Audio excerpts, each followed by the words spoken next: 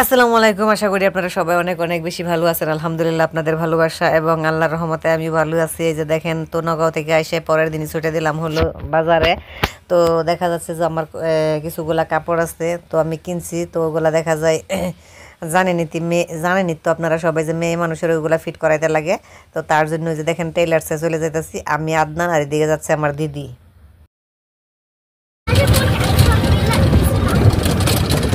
তোমার টেনশন? কি হল টেনশন? হ্যাঁ, কি ভাঙ্গিছে?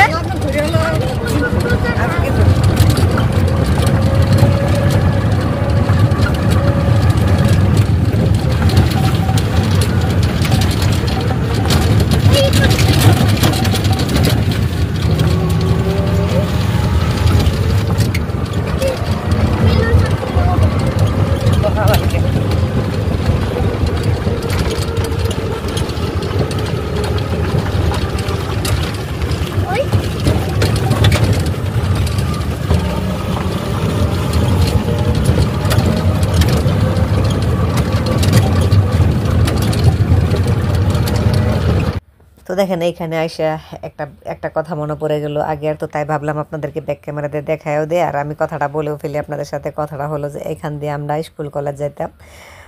তো তখন তখন তখনই একরকম ছিল, আর এখন যে একটু টমটম দিয়ে বাজারে শপিং করবার যায় এখনই আর একরকম লাগে। তো হয়তো সময়ের কিছু ব্যবধান, তো জায়গাটা একই জায়গা কিন্তু চেঞ্জ হয়ে গেছে, মনে হয় যে চেঞ্জ হয়ে গেছে। তো স্কুলে সবাই যেতাম একসাথে, অনেকগুলা পোলাপান সবাই হাঁটে হাঁটে যাইতাম।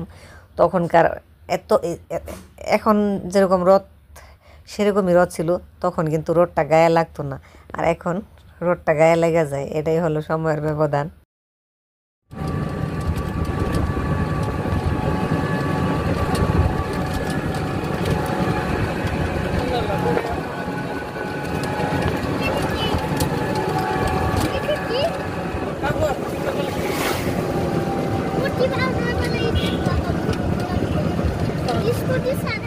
তো আমরা যেই প্লাস্টার কাছে আইছিলাম, তো ওই দাদাটা অ্যাকচুয়ালি নাই।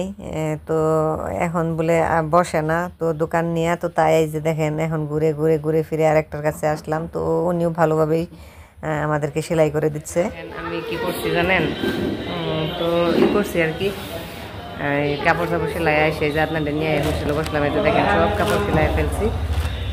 তো যেগুলো কেনাকাটা করছিলাম আপনাদেরকে দেখাইছি। এত পরিমাণের গরম দেখানো সম্ভব না, তাই কষ্ট করে এই যে দেখেন চলে আসছি এনে। এখন এখানে কিছু খাওয়াই তারপর নিয়ে চলে যাবো আপনাদেরকে।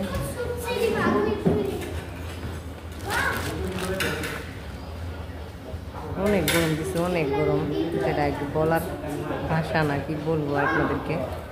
কালকে এখন শুনতেছে আরও গরম থাকবো, তো কী করবো। তো আমি কিছু খাবো না, আছে তো পরোটা শুধু আর মিষ্টি। তো আমি এইগুলো জিনিস আমার খাইতে ইচ্ছা করতেছে না, তাই ভাবলাম যে এগুলো খাবো না। একটা স্ট্রিং বা অথবা স্প্রাইট কিনে নিব আমি খাওয়ার জন্য। তো এখান থেকে বের হয়ে তারপরে খাওয়া দাওয়া করলাম। সরি, আমি খাইনি, আদনানকে খাওয়াইলাম। দেন হলো মানে বাড়ি আসার জন্য টমটমটা বললাম। তো এই যে দেখেন বেশি একটা লেট করিনি, তার কারণ হলো এমনিতেই গরম, আরও ছোটো বাচ্চা নিয়ে গেছি। আমাদেরগুলা বাদ দেন, আমরা না হয়তো বড় মানুষ, কিন্তু ওরা তো ছোটো। আদনানদের কথা বলছি, আবার দেখা যাচ্ছে কত গরম সহ্য করতে পারে না। তো তাই আম্মা বাসা থেকে বারবার ফোন দিতেছে আর বলতেছে যে আদনানকে নিয়ে আসা পড়ো, তো রোদ। আব্বার কথা বলতেছে যে আব্বু বকা দিবে, মানে আমার আব্বু আর কি। তারপরে একটু বয় বয়ে গেলাম যে হ্যাঁ আদনানের কিছু হলে তো আব্বু আমাকে ছাড়বে না। তো তাই আর কি পটাপট নিয়ে আসা পড়লাম। আর এদিকে দেখেন দাঁড়ায় থাকতে পারতেছিলাম না বাজারে, তো শরীর পুরো ঘেমে ঘেমে পানি বের হচ্ছিল। তো তাই ভাবলাম না, বাসায় চলে যাওয়াই ভালো, যেহেতু আমাদের কাজ হয়ে গেছে। আর এদিকে আদনানেরও কিছু কেনাকাটা থাকে, তো আদনানের ইম্পর্টেন্ট কেনাকাটাগুলো, যেহেতু আমার জন্য ইম্পর্টেন্ট। দেখা যাচ্ছে যে পরের দিন আবার সকালবেলা ওর খাওয়া বস্তু না পেলে আবার পুরোটা দিন চিল্লাফাল্লা করবে, তো ওই জন্য ওটাও নিলাম। দেখেন এই যে কাপড় চাপড় সেলাই এত আধা রাস্তা বলতে আইসি, আদনানে বলতেছে পানি খাবে। এই যে এখানে দেখেন কার বিয়া হইতেছে, এখন টাইম নাই, নইলে পরে বিয়াটা খাই যেতাম। ওরা আমাদেরকে দাওয়াত দিছে না, ওদের মনে নাই, কিন্তু আমাদের তো মনে আছে। ভাবছিলাম যে খাওয়া দাওয়া করে তারপরে যাব। সময় নেই হাতে, সময় খুবই কম, আর এদিকে গরম, যার জন্য আশা করলাম আর কি।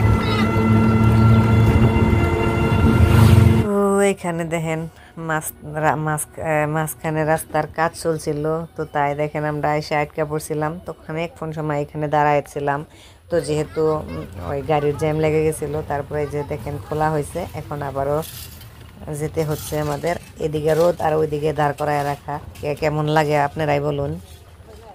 এদিকে দেখেন রাস্তাটা ভেঙে গেছে, তো রাস্তার কাম করাচ্ছে, যার জন্য এই যে ভিড় লেগে যাচ্ছে।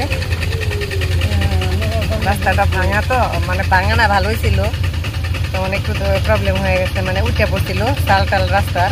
তো এখন দেখেন আবার রিপেয়ারিং করতেছে সুন্দর করে, এখন আরো মজা হবে। আইটা পড়লাম আমরা।